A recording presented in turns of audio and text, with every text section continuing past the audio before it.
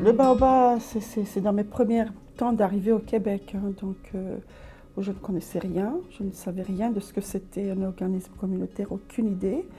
Alors, mais j'avais déjà circulé un petit peu dans le communautaire, où, entre autres, comment ça s'appelle un multi-écoute, je ne sais pas si ça existe encore, donc, où Madeleine était bénévole. Hein, voilà. Madeleine était bénévole à multi-écoute, où j'étais intervenante, pour mieux dire. Alors, dans le service qu'on avait, comme c'était vraiment du service à l'écoute, l'écoute au téléphone, il y avait des moments où les intervenants avaient des difficultés. Hein, quand tu as quelqu'un qui parle du suicide, quand c'est de la bagarre, ou peut-être du sang qui coule. Alors, parfois, les intervenants, quand ils terminaient, ils étaient mal. Alors, moi, j'ai eu l'idée de, à la fin des interventions, mettre les gens ensemble, bon, c'est ma formation, mettre les gens ensemble, faire un retour. Et ça, c'est une idée qui a beaucoup plu à Madeleine. Hein, bon, parce que je pense que dans leur équipe, dans la congrégation, ils cherchaient à mettre quelque chose sur pied, mais ils ne savaient pas avec qui partir, qui pourrait mener la chose comme telle. Alors, elle est partie dans la communauté et leur a dit, je pense que bon, on pourrait aborder Marie-Rosaire pour voir qu'est-ce qu'on peut faire avec l'idée que nous avons. Toute la semaine, j'ai comme pas été présente à trouver un nom. Je ne savais pas quel nom donner, où est-ce qu'on allait avec tout ça. Alors, à un moment donné, j'étais chez moi, une idée m'est venue comme un flash. Tac. Je dis, j'ai réuni à telle heure, il me faut apporter un nom. Et c'est le seul nom qui m'est venu. Je dis, bon, baobab.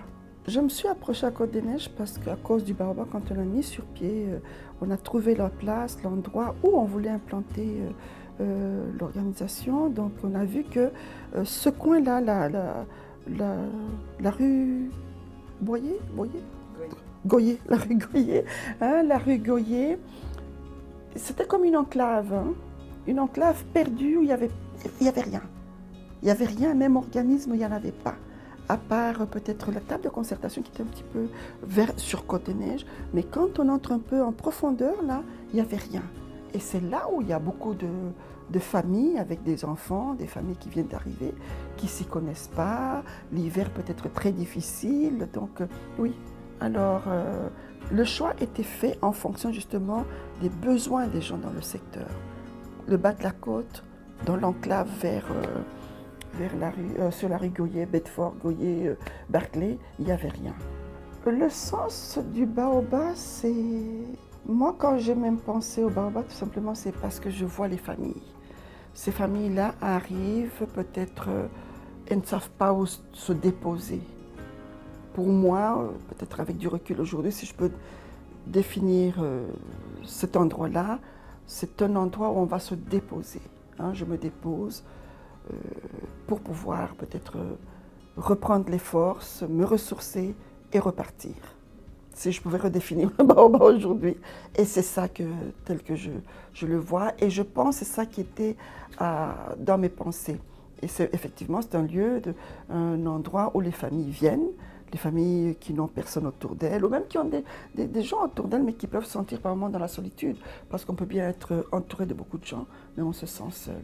Hein, surtout les familles nouvellement arrivées, qui ne connaissent pas le système dans lequel ils se sont embarqués. Donc, bon, au moins un endroit où on simplifie les choses sans que ce soit trop compliqué. L'accueil est très important. J'avais toujours dit aux intervenants, même à l'équipe quand on travaillait ensemble, c'est l'accueil. Et l'accueil, ce n'est pas à l'intérieur que ça se fait, c'est dans la porte. Si dans la porte ça se passe très mal, vous n'irez pas loin. Alors on s'arrange, il faut que ça se passe dans la porte. On accueille la personne dans la porte, que la personne se sente considérée, se sente accueillie. Oui, là, vous pouvez l'amener, l'inviter à s'asseoir. Et on avait beaucoup de chance parce qu'on n'était pas comme dans des bureaux, là. On avait, d'abord, on a commencé avec un 3,5, un petit appartement de 3,5, qui fait que même quand les gens venaient, ce n'était pas un bureau. Ils sentaient qu'on les accueillait, directement passer au salon. Hein, on avait des fauteuils qui étaient là.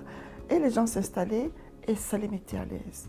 Qui fait que ce n'était pas, on arrive, bonjour, qu'est-ce que vous voulez, votre numéro de téléphone, votre nom, non.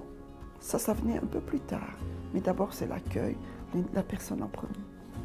Parce que je sais qu'en général, on est en détresse quand on vient comme ça.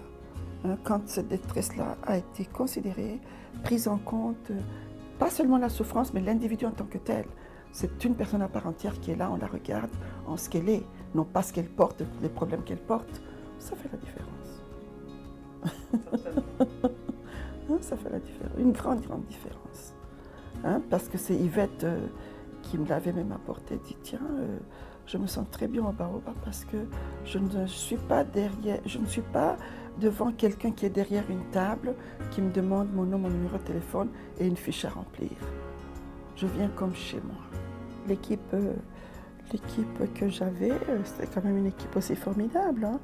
Linda a beaucoup travaillé, Marie-Paul, Marielle, Madeleine.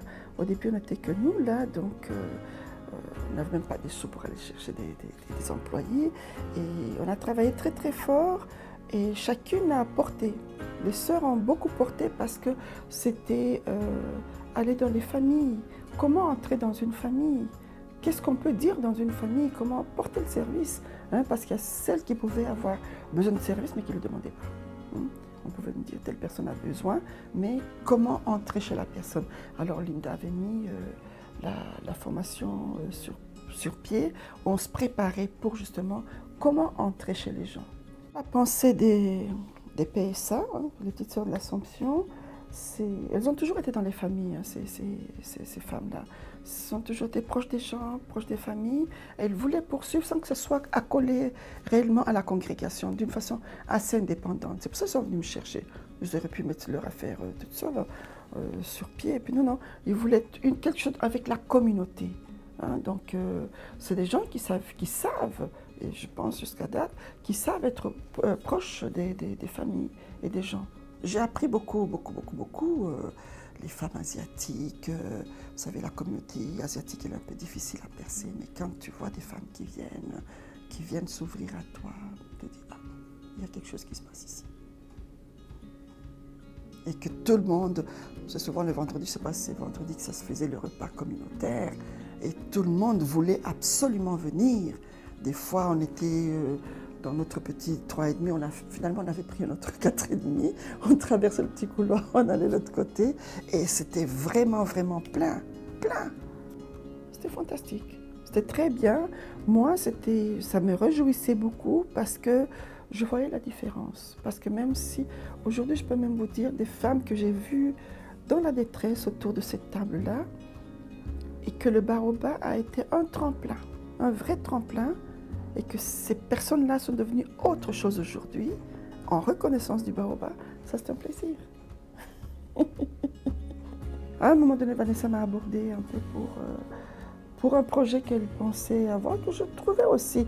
Avant ça, moi et mon groupe d'amis, des professionnels, des psy et des tests, là, donc on voulait comme revenir au Baobab, mais avec un autre service, vraiment carrément de la psychothérapie.